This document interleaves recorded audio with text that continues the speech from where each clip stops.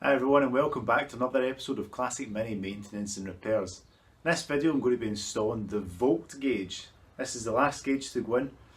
I've already done the water temp, the oil pressure, and now it's the volt gauge. So I'm going to install this and show you how to hook up the bulbs as well so that they come on with the headlights. Okay, let's go and have a look. Okay, so I've got my voltmeter, and if I flip it round, there's two terminals here, but there's no positive or negative. There's no way of telling which one's which.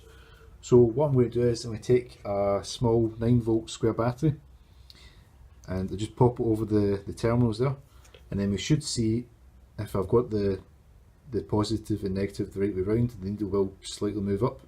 If not, then it might move slightly backwards. We'll just pop it on, see what happens.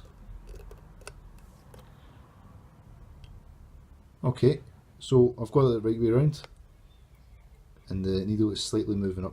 If you put it the wrong way around, you can't see, but it's moving a fraction of a millimetre backwards. Okay, so with this on the back, the needle's moving up. So that means this one here is a positive. We'll just take a pen and mark that. Positive, negative, and then we can't go wrong. Okay, let's go over to the car. Next up, what we need to do is source a power supply for the voltmeter. Now, if we hook this directly up to the battery, it would just drain the battery even when the ignition is turned off. So it'll be sitting parked up for maybe a week and just slowly draining the power out the battery, which is no good. So what we're looking for is a power supply that's only complete when the ignition key is turned on. So the easiest place to go is the radio power box. It's close to the voltmeter, and this radio only comes on when my key is turned on. So what we'll do is we'll put the ignition on and we'll take my voltmeter, we'll put to 20, and we'll take the prongs and we'll go to the power box and see if we can find any power. So there's 3 connections here. There's a black, a green and a purple, and we'll start with the green is the negative,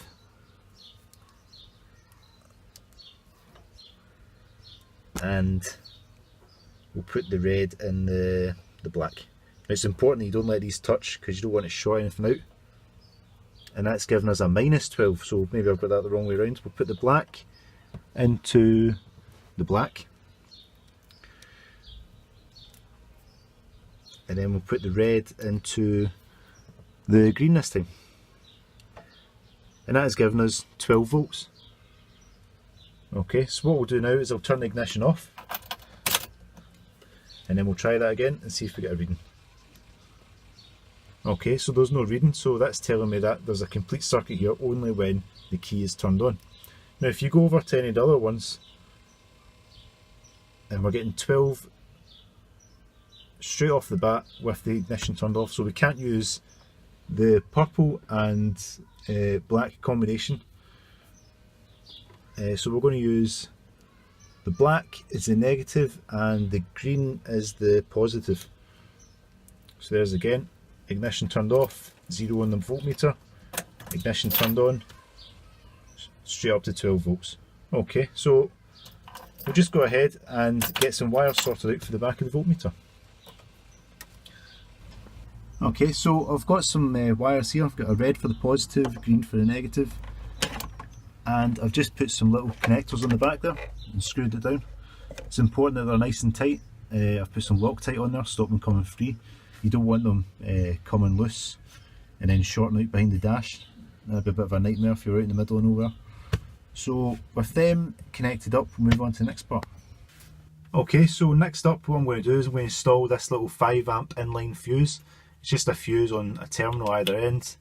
It connects together, covered in a shroud to protect it. One end goes to the voltmeter, the other end will go to the power supply from the radio. It's a good idea to install a fuse like this. It just means you've got less chance of damaging anything in the system. I've already disconnected the battery. Even though this is a dead circuit with the ignition off, it's always good practice to just disconnect the battery when you're dealing with electrics. Another thing is, if anyone knows who owned this Mini before me, give them a right good slap, because in what world is silicone over spade connectors a good idea? I don't know. It seems completely mental, and I'm going to have to deal with that. It'll only take a couple of minutes, but still, that's ridiculous. Okay, so I'll crack on and explain what I'm doing as I do it. Okay, so as I said, the battery's disconnected. I'm going to take the power supply for the radio, which is this green one here, and I'm going to cut reasonably far back, maybe about an inch and a half, like so. Okay, and I'm going to take my wire strippers. These are automatic wire strippers. If you don't have a set, I'd recommend you get them. They're pretty easy to use and they save a lot of time and hassle. And how it works is you put your wire in there, and as you squeeze down the jaws, clamp down, strip the wire. Brilliant. Okay, so you want a good amount of wire, like so, just like that. And then we'll do the same to the end that we cut.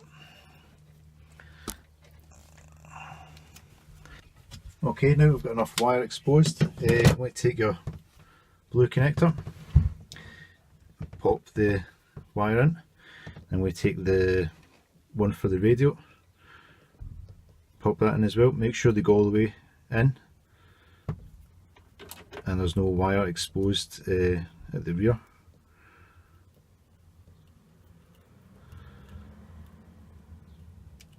Okay, that's all the way in. And then take the power supply, pop that in the other end, make sure it's all the way in again. Okay, now we take my crimpers and then just give it a crimp. So holding all the wires in place, go for a crimp. I'll go for 2 just to make sure they're all the way at the bottom. Okay, so I've just taken 5 minutes to tidy up these cables that were covered in silicone. What we're going to do now is earth the voltmeter as well. So you can just bolt the earth straight to the bodywork. You could do it somewhere back here, but I'm just going to stick with the earth that's already on the radio. So just go ahead, cut in again, and we'll connect the 3 up.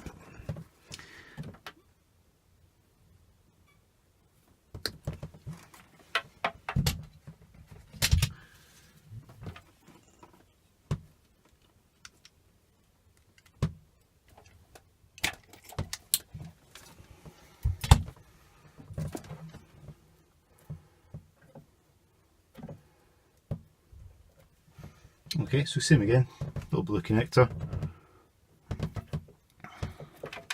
Tidy the wires up a wee bit.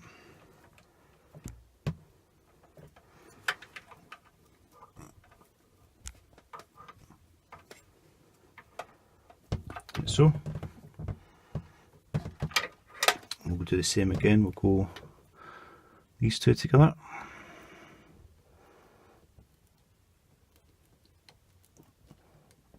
So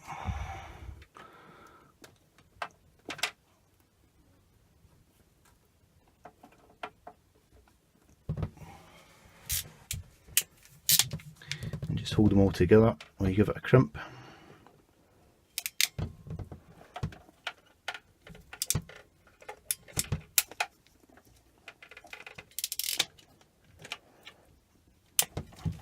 Okay, that should be all connected.